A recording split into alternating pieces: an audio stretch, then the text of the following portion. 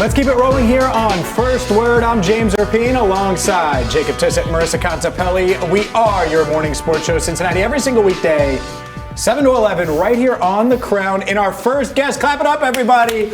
First guest, Paul Dehner Jr. of The Athletic is here. Thank you, guys. I was just on my morning stroll through OTR, as I do. Yeah. Right? Of course. And I heard the sound of you screaming, "Let's go!" Let's go. And I was like, what is that? I know that. And I knocked on the door, and then you said, "Hey, mic up. Let's go." Did you I think I'd stop? I heard it just sounded like something cool was happening. You thought the Bengals signed a receiver, and that's why I was celebrating. Yeah, that's added two more weapons. Obviously. That's drafted Jeremiah Love. Trading for Jeremiah Love? Can they still get him? Can we still get into the Jeremiah Love timeline, James? I'd hit the gritty right now. How do you get Jeremiah Love?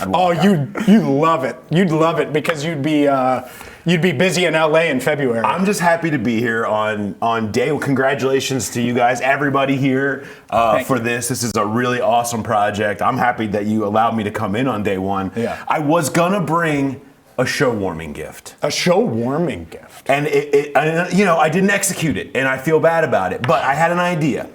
I'm gonna get it to you.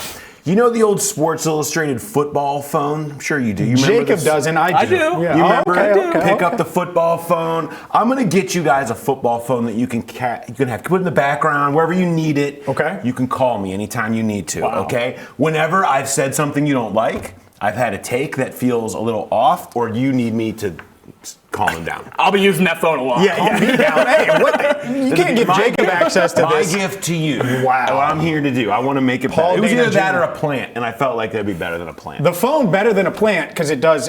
Jacob and Marissa will utilize They're that going to for need sure. it. They're going to need Just during the pre-show process, they've gotten the full. This black line in the desk is very important. Marissa and I stay over thinking here. of you guys. I appreciate that. Yeah, you guys can really bond on the phone. You can just have late night. I'm not your therapist. Yeah, but if I'm in the media room at Paycor, that's what you've dealt with it for years. Yes. Now they're dealing with it every day for 4 hours plus. Woo! It's tough to be them. But let's dive into. Let's go. Everything the Bengals have done. And by the way, you got to check out Paul Dehner Jr.'s latest piece for The Athletic on linebacker and how the Bengals linebackers are but it's the latest on linebackers. How the defense could succeed with the linebackers they have. Go plug it. Well, I spent a little time, I like doing this and when we can back up from a situation a little bit and look at what is the biggest thing, right? Mm-hmm. For them, it was, we're all criticizing the linebackers. Every single turn, no matter what they did. Yeah. Everything that we're probably going to talk about there. Dexter Lawrence, all the free agency stuff, then the draft comes, Cassius Howe, and they did. When no linebacker came, it was, okay, what's happening here? And what is the path to success? Is this going to bury their season? And so I took a wider league view and just went and looked at the teams they're clearly trying to emulate. Right? Seattle, the Rams, Houston. I mean, these teams build the D-line, have waves. The Eagles, right? As you should, the last two champions. Who were the Seattle Seahawks linebackers? Who were the Los Angeles Rams linebackers? Who were the 2024 Philadelphia Eagles linebackers when they started that season? They were guys with less credentials that you've never heard of. Guys with 42 career snaps who are undrafted free agents. That's Seattle, literally. Nate Landman, you big Nate Landman guy with the Rams. Omar Speights. Is it Landman, a show that I haven't watched? That's as close as you get to knowing who the Rams linebackers were on a top 10 defense last year with waves in front of them. The Eagles brought Zach Bond from New Orleans. He'd never even played more than 300 snaps in his career. And next thing you know, he's all pro. Nakobe Dean had 200 plus snaps defensively in his entire career, entering his third year. And then he ends up being a part of that awesome Eagles defense. Everybody's like, gotta have the Eagles defense. Put dudes in front of them, and they can, you don't sign and spend and use high capital necessarily on linebackers. You develop linebackers by putting great players in front of them. And then, you look up and you've produced one. And I think that's a big part of what I saw when I went a little bit further about it. When we went into free agency, everything was needed. It wasn't just camera 2 here. It was that camera, that camera, that camera. We needed Rodney, we needed Paul, we needed a desk. They needed everything to fix their defense. And I said the one thing that I'd be okay with punting on in free agency and spending big on was linebacker. Yeah. If I had to pick one thing, it was that. I would prefer Mafe over Devin Lloyd. Because why? Because what you're saying, you need juice on the pass rush. They haven't had it. They went and got it. I can't complain. It doesn't mean I'm satisfied with linebacker or comfortable, but of Geno Stone playing safety, the linebackers they have in the defensive front, no more Geno Stone, improved defensive front. I get the priority list being what it was. Yeah, exactly. And you can find ways to do it. I talked to Rand Carthon, who's awesome, by the way, and he's on CBS now. But, I mean, he drafted Fred Warner. Mm-hmm. He's built teams in San Francisco, and he was the GM in Tennessee for a couple of years. Did he say Demetrius Knight's the next Warner? He did not say that. His point was everybody wants a Fred Warner, but the way you build it is the way the Bengals. He was going through how he would sit down every year as the GM and go through his team needs list. He's like, every year I would write down Rams need a backer, and then every year they wouldn't take one. Next thing I know, there they are playing at the end with Omar Spates and these other guys that you've never heard of before. Bozeman, Christian Bozeman, like guys that you've never heard of. And he's like, and you just look at that and you say, yeah, that's. You want to get there? Yeah, you'd love to. If you have an access to Fred Warner, cool. If you can make that happen. But so often now, what we're seeing happening, these teams that are in the Final Four, that are playing in January, deep into January, they're constructed the way the Bengals have kind of constructed that. That said, still a massive risk to run back these two young guys and hope that they do take the next level around them. That's obviously the big bet, and they feel like they've seen progress there, but.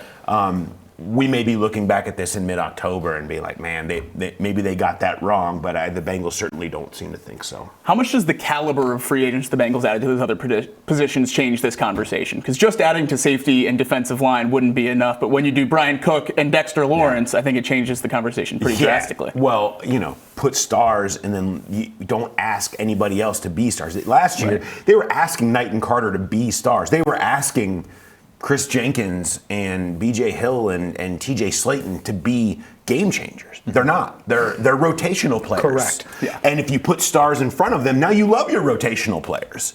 And you love them in the mix. You love a combination of Slayton and Lawrence. You like having Allen and Hill and then Jenkins behind him, and maybe he could be a young guy that comes into something. They just had to have players that were real and stabilizing. What I've liked, James, and being down there in the building lately, and you're talking to the same people I am, the recognition of sort of the alpha leadership that you're hearing about Brian Cook and Dexter Lawrence specifically has been notable. Everybody's talking about it. Like, man, those guys have come in and they were clearly told you need to be a leader. And we heard this from Zach Taylor, from Al Golden, from Duke Tobin, way back in February. We need leaders. We need somebody who can come in and hold accountable everybody in the room and be the guy who says, I'm the guy, and everybody look up to them. And they have really owned that in the immediate days. Dexter specifically, I think you're seeing that from as he's been here, every moment since he's been signed. With a young kid, a family gets traded and is just in Cincinnati now working really wild. There's one. Two, the Brian Cook thing's interesting because it was before Joe Burrow made his comments. I was talking with Dax Hill at his locker. And Brian Cook has the same locker that Geno Stone used to have. And within 2 minutes of talking to Dax Hill, you could feel Brian Cook's leadership in the culture. He was BSing with Dax and a few of the other corners. I'm like, I haven't felt this before from that locker. Like, it just instantly felt different. And then for Joe to say that. Brian Cook's going to be a guy here, and does he force 10 turnovers? Who knows? But can he tackle and can he lead? If he does that, it's going to be a huge upgrade. He's kind of been lost in the wash because whenever we talk about the free agency and the draft, we just keep talking about this defensive line and then you're like, oh yeah, and Brian Cook. But really, I mean, what Joe, I feel like him saying it has been like, no, we need to be talking about how big Brian's going to be, and they need that in the secondary. I mean, they're still young back there. I think there's a hope that DJ Turner can develop into a leader, but you don't know if that's going to take or if he's just going to be a great corner or whatever. And he's also got his own stuff going on right now, trying to get his deal. So get that money. I mean, maybe not the best time for him to be like leader guy, right? But Brian Cook in the building is going to be really important for that group, which has its own questions. Certainly depth from the depth perspective there, what that's going to look like. I think when it really show though, James, be when it's first time to come up and make a tackle in the alley. You can count on him to do it. and that'll change games for you. Geno Stone has missed 5 tackles since Paul got here in studio. It's just because I talk too much. Buckle up. You guys are going to get all of the Geno Stone references, and it's going to involve missed tackles on this show. We'll continue the conversation with Paul Dehner Jr. of The Athletic next, right here on First Word.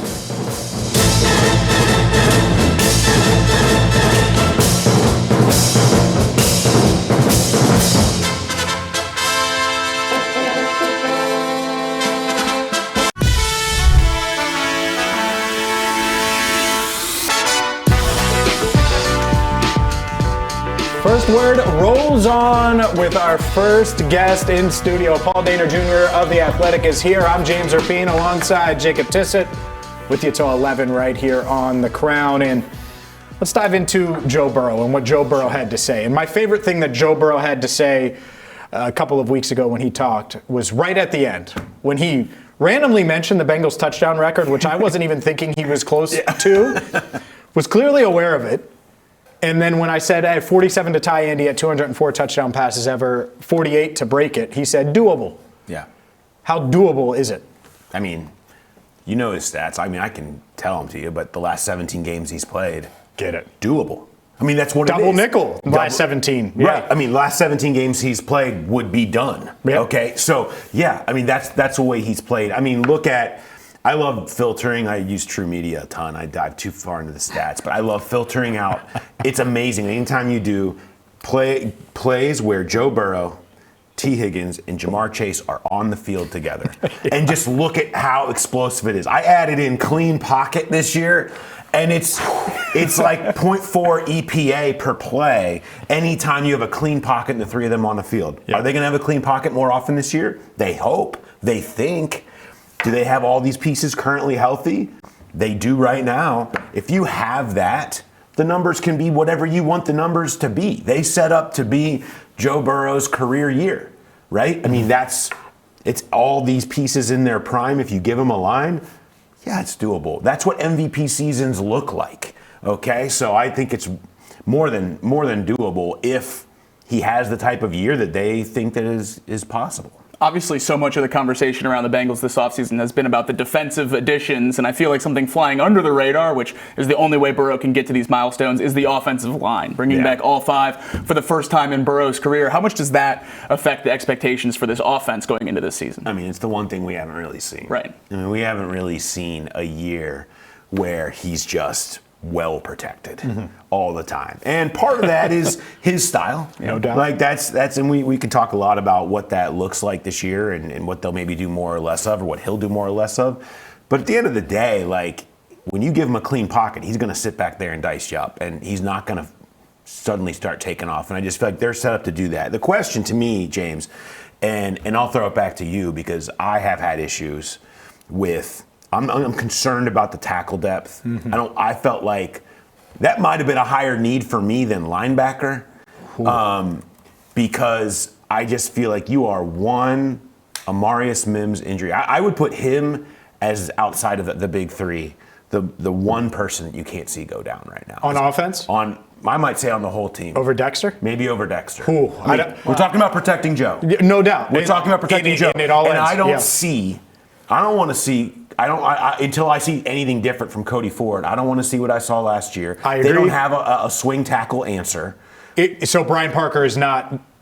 I know 6th rounder. Tough games at Duke. Don't get me wrong, but like a guy who projected to move inside. Yeah. They're projecting him to play center. Yeah. I got much love. He's a 6th round rookie at the very best, even if you're counting him as a tackle. Okay. Yep. I don't want that protecting the franchise. I want a better option there. And so I get concerned. Amarius has had injuries in the past. Orlando's had a recent injury. Do you hope that they stay healthy? They, for the most part did last year. But I worry about that because that's, to me, the one place where the whole thing can fall apart, especially at the tackle position. In the Cleveland game, which that Cleveland game annoys me, the season finale annoys me so much. I'm sick of this offense stinking against Cleveland. Yeah. It's the worst. Part of that was tackle goes down. Mims gets nicked up. Cody Ford's out there. Good luck. Oh, yeah, it was bad. What are you going to do? And so that's it.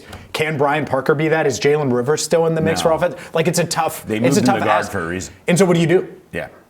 Go get a vet? What vet is there. They made Cody Ford take a discount. Maybe it's there, but well, that's to me what I would have liked to have seen one more move be. Like, there were vets out there. I mean, there's people that have some skins on the wall that you could at least just feel a little more comfortable putting in there. Obviously, we sort of reference on the pod a lot the Cody Ford roller coaster. His career's been that. Like, he has a good year, and you're like, oh, maybe Cody Ford. And then he's terrible, and he gets cut or whatever. He moves on. And he had one good year here. He won over the entire coaching staff almost, it seemed like. And they gave him that deal. Yep. And then he comes in, and they're like, we don't like what we're seeing from Cody Ford. I think he feels like, obviously, they were trying to make him guard last year, and he didn't seem like he was in good shape to play tackle. Right, and so maybe now he'll be in a better position, knowing he's going to be the swing tackle to come in there with that mindset. They're going to need that, but to just count on that right now. And you can say that about a lot of positions, but they ask so much of their tackles that other teams really don't. No doubt. That I just think that those guys can be great that are starting right now, but I don't love what's happening behind them. Guys, I was on Dan Hort's podcast in February, and I mentioned the name Trent Brown. Okay, so I was like, he would have actually been the exact type of guy exactly you would bring what you in. want. So I totally get it. Yeah. Yeah, no, certainly a need, but moving toward the interior of the Bengals offensive line, second year of Dylan Fairchild at guard for the Bengals. How big of a step could be expected for him to take in there, and is his ceiling as high as it seems to be at times in year one? You guys need like a siren where we could hit a button, a siren, like, alert, the Bengals might have hit on a lineman. On two? Mims and Fairchild. Right, on day two. They've hit. I'd say they've done okay-ish at the top. Yeah. They had gone, not since Clint Bowling, right? Had they given a second contract to an offensive lineman, right? And particularly in these middle rounds, it had been either they weren't even trying or they were just swinging and missing on guys for about a decade and a half. It seems like they got one. And it seems like they did it. I mean, what his first year arc is exactly what you expect of somebody who's going to be a solid starter in this league for 10 years. Like, learning it at first, figuring it out, but by the time the second half of the season came along, man, you really felt him starting to figure it out there. Now year two coming in, consistency on both sides of him, that's massive for both him and Dalton, I think.